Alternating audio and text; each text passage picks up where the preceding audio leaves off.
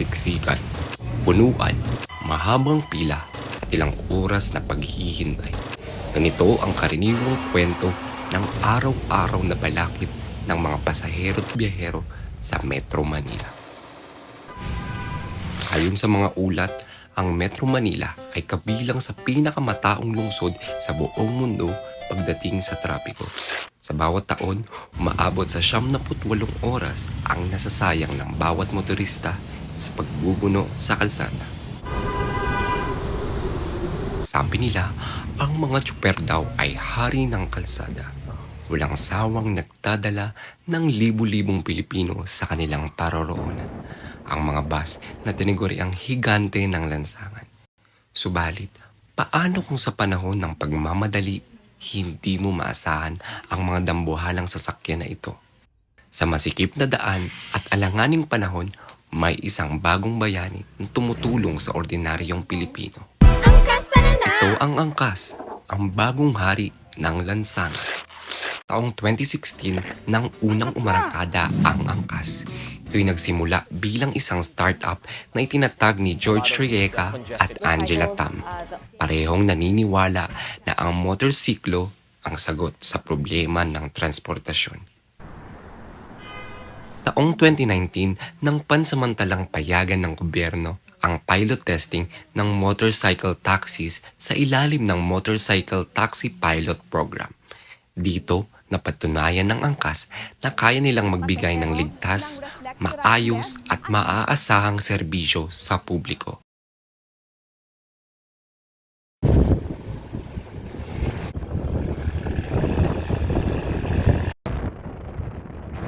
Ako si Melchor Tangso, 44 years old, taga Montalban.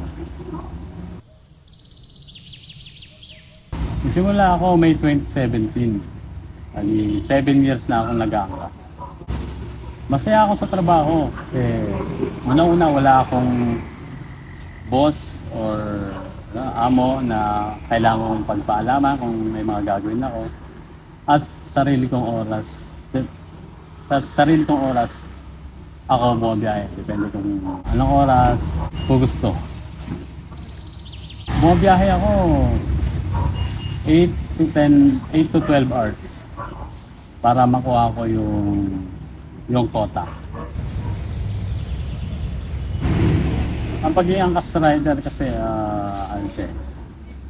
isang kagaya siya ng taxi driver na naghahatid ng mga pasahero. Kumikita araw-araw. Merong araw-araw ako nakapag-limit sa asawa ko. Sapat ang sahod ko. Minsan sobra pa nga kasi may mga iba-iba naman Hindi, kumbaga yung kinikita ko sa angkas ay hindi nakapix. Depende sa sipag mo, depende sa pagkakataon. May mga oras na may tinatawag kaming long ride. Nagre-range siya ng 200 to 400. Pag nakalima kang ganun, malaki na talaga. Ngunit tinuturing man silang mga bayani, sila rin ay may kinakaharap na mga problema.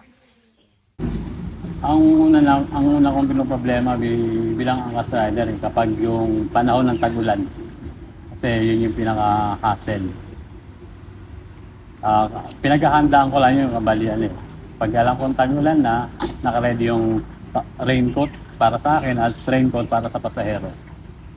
Sa kabila ng mga balakid at paghihirap, tiningnan niya ito bilang isang pagsubok na kailangan niyang lagpasan at tingnan bilang isang proseso na makapagpapabuti sa kanyang buhay.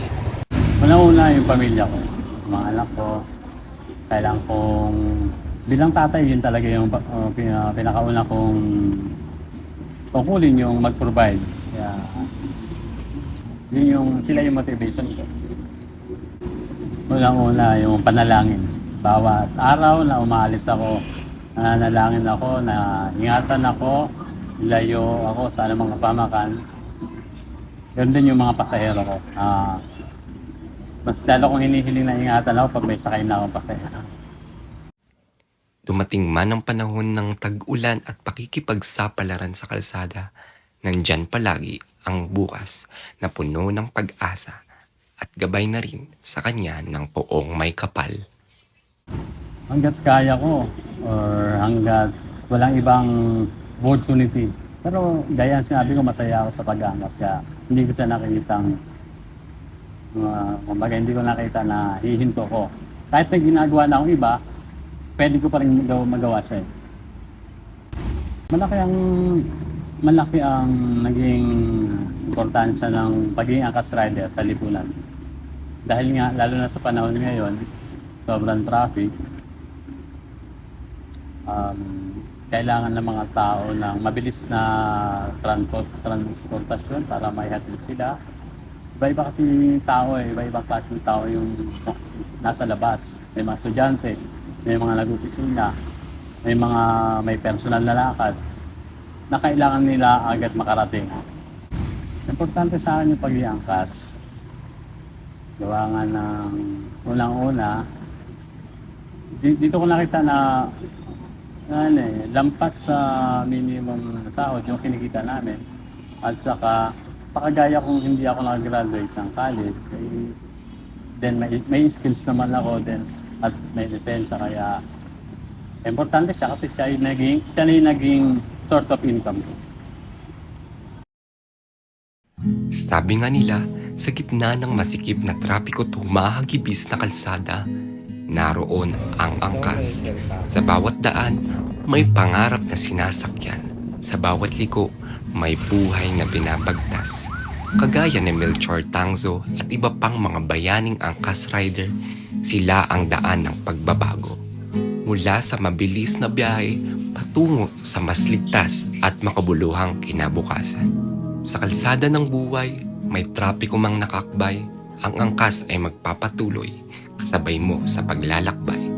Sa bawat tanong na paano tayo sasabay sa daloy ng buhay, nariyan ang sagot na sa angkas, hindi ka lang sakay, ikaw ay kasama sa bawat biyahe, sa bawat tagumpay.